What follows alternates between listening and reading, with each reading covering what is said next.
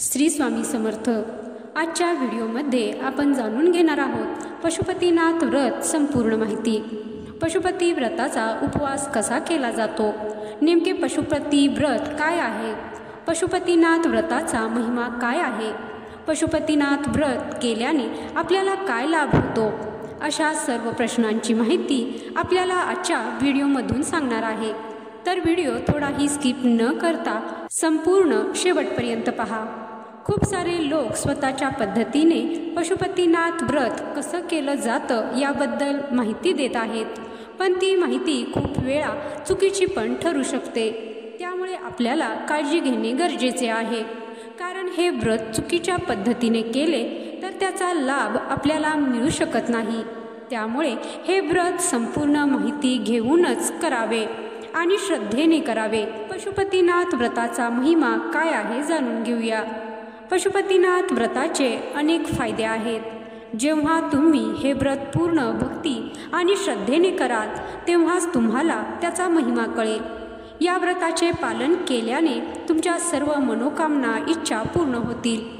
हे व्रत केल्याने तुमची रखडलेली कामे सहज पूर्ण होतील। एकदा तुम्ही महादेव पशुपतीनाथांच्या चरणी जाल तेव्हा देवाचे देव महादेव तुमची खरी श्रद्धा पाहून केलेल्या उपवासाचे फळ नक्कीच तुम्हाला देतात, असे शिव महापुराणामध्ये सांगितले आहे। सर्वात पहिला प्रश्न असा असतो की पशुपतीनाथ व्रत कधीपासून सुरू करावे किंवा पशुपतीनाथ व्रत कोणत्या महिन्यापासून सुरू करावे। तर पशुपतीनाथ व्रत करण्यासाठी कोणताही महिना निश्चित नाही। तुम्ही हे व्रत कोणत्याही महिन्यामध्ये करू शकता। यासाठी तुम्हाला कोणतीही तारीख किंवा मुहूर्त बघण्याची गरज नाही। यासाठी तुम्ही कोणत्याही सोमवारी या व्रताची सुरुवात करू शकता। कृष्ण पक्ष असो वा शुक्ल पक्ष, दिवस फक्त सोमवारचा असावा हे लक्षात ठेवा। आता हे पशुपतीनाथ व्रत कोणी करू नये हे जाणून घेऊयात। देवादिदेव महादेव हे स्वतः सृष्टीचे पालनहार आहेत। या जगातील सर्व प्राण्यांचे देवदेवतांचे नाथ आहेत, म्हणून त्यांना हे कधीच वाटणार नाही माझ्या भक्तांना कोणत्याही प्रकारचे कष्ट वाटावे। म्हणून जे लोक वयस्कर आहेत, आजारी आहेत किंवा ज्या महिला गर्भवती आहेत अशा लोकांनी हे व्रत करू नये। पशुपतीनाथ व्रत कोण कोण करू शकते, तर पशुपतीनाथ व्रत हे कोणीही केलं तरी चालतं, म्हणजे पुरुष किंवा महिला हे दोघेही व्रत करू शकतात। पण महिलांना जर मासिक पाळी आली असेल तर ही पूजा घरच्यांनी कोणीही केली तरी चालते, पण हेही शक्य नसेल तर फक्त उपवास केला तरी चालतो। आता पाहूयात पशुपतीनाथ व्रतासाठी लागणारे साहित्य। पूजेचे ताट, कुंकू, अबीर, गुलाल, अष्टगंध, लाल चंदन, पिवळे चंदन, अक्षता, विना तुकडे पडलेले पांढरे तांदूळ, बेलपाने, धोत्र्याचे फूल, तांब्याचा तांब्या इत्यादी साहित्य आपल्याला लागणार आहे। पशुपतीनाथ व्रताची सकाळची पूजा कशी करावी, त्याचा विधी काय आहे ते पाहूया। सगळ्यात पहिल्यांदा सोमवारी सकाळी शुभ मुहूर्तामध्ये किंवा सूर्योदय होण्यापूर्वी आंघोळ करून पूजेचे ताट तयार करून घ्यावे। लक्षात ठेवा, बरेच लोक त्यांच्या इच्छेप्रमाणे धोत्र्याची फूल ठेवतात, असा कोणताही नियम नाही। जर तुमच्याकडे धोत्र्याचे फूल नसेल तर काहीही हरकत नाही, कारण देवांचे देव महादेव भोळे आहेत, भोलेनाथ आहेत, त्यांना या गोष्टींची गरज नाही, फक्त ते भक्तांचं प्रेम बघतात। पूजेचे ताट बनवताना हे लक्षात ठेवा, दोनदा पूजा होईल एवढे सामान सोबत ठेवा, म्हणजे सकाळची आणि सायंकाळची पूजा होईल।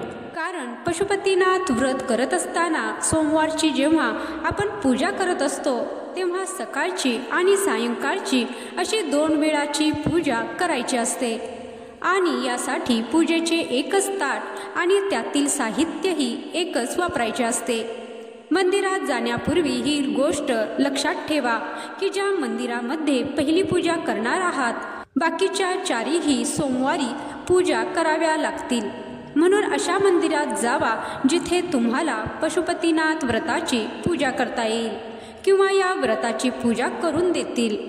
मंदिरात जाऊन पहिल्यांदा देवाच्या पाया पडा आणि मनातल्या मनात उपवासाचा संकल्प करा। सोमवारी खूप सारे भक्त दर्शन करायला येत असतात, त्यामुळे त्यांनी वाहिलेली फुले, बेलपाने शिवलिंगावर असतात. त्यामुळे सर्वप्रथम शिवलिंग व्यवस्थित साफ करून घ्यावे. त्यानंतर पाण्याने शिवलिंगाचा अभिषेक करावा.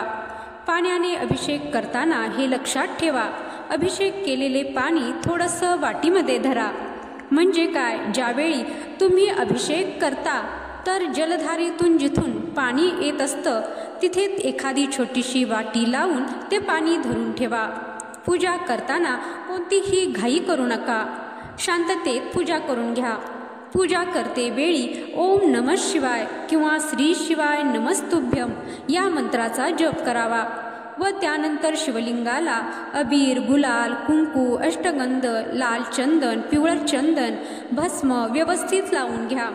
त्यानंतर बेलाची पाने, धोत्र्याची फुलं किंवा आणलेली सोबत अन्य फुले देवाला वाहून घ्यावी.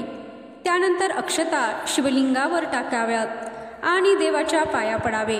त्यानंतर घरी जाऊन पूजेचे ताट आपल्या देवघरात ठेवावे. आता पाहूयात पशुपतीनाथ व्रताची सायंकाळची पूजा कशी करावी. सायंकाळी पूजा करते वेळेस तुम्हाला सर्वप्रथम कणकेचे 6 दिवे बनवून घ्यावे लागतील. त्यानंतर गोड नैवेद्य बनवून सोबत घ्यावा लागेल. लक्षात असू द्या की सकाळी ज्या मंदिरात पूजा केली त्याच मंदिरात सायंकाळची पूजा करावी लागेल. शिवलिंगाची पूजा केल्यानंतर सोबत आणलेले 5 कणकेचे दिवे शिवलिंगासमोर लावावे व उर्वरित राहिलेला 1 दिवा तुमच्या सोबत ठेवावा लागेल. त्यानंतर देवाला आणलेला नैवेद्य किंवा प्रसादाचे 3 हिस्से करून देवासमोर ठेवावे आणि देवाला नमस्कार करावा. मनातील इच्छा देवाला सांगावी व नंतर प्रसादाचे 2 हिस्से देवासमोरच राहू द्यावे आणि 1 हिस्सा तुम्हाला सोबत घेऊन जावा लागेल. घराजवळ आल्यानंतर घरात येण्यापूर्वी घराच्या दारात आणलेला 1 दिवा उजव्या हाताला दिवा लावावा आणि तो दारात ठेवून मगच घरात प्रवेश करावा. उपवास सोडण्यापूर्वी मंदिरातून आणलेला प्रसाद ग्रहण करून घ्यावा.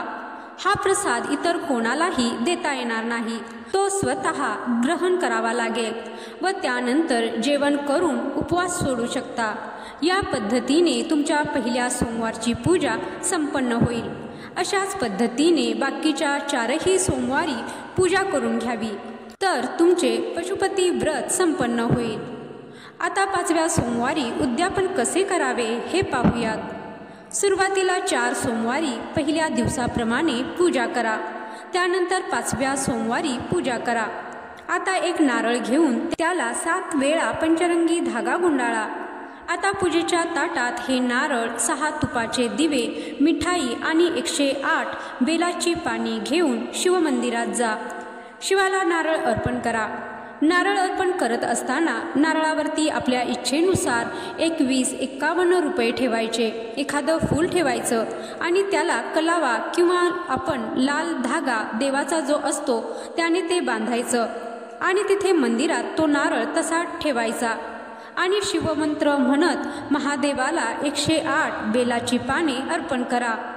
त्याचबरोबर तुम्हाला शक्य असेल मंदिरात एखादा पुजारी किंवा मंदिराचे देखभाल करणारे जे कोणी असतील तर त्यांच्यासाठी शिधा घेऊन जायचा आहे. हे तुम्हाला ऐच्छिक आहे.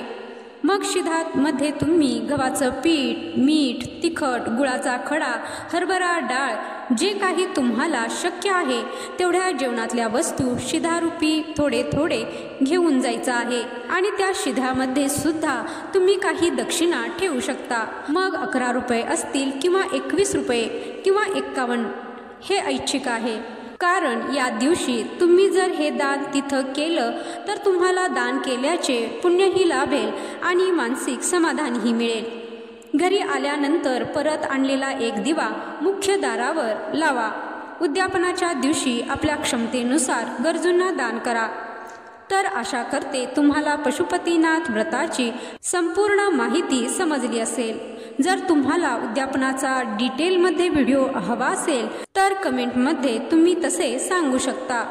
त्याचबरोबर पशुपतीनाथाच्या व्रताचे नियम काय आहेत, कोणत्या गोष्टी टाळल्या पाहिजेत हे सुद्धा जाणून घेण्यासाठी तुम्ही कमेंट बॉक्समध्ये आपली मते कळवा.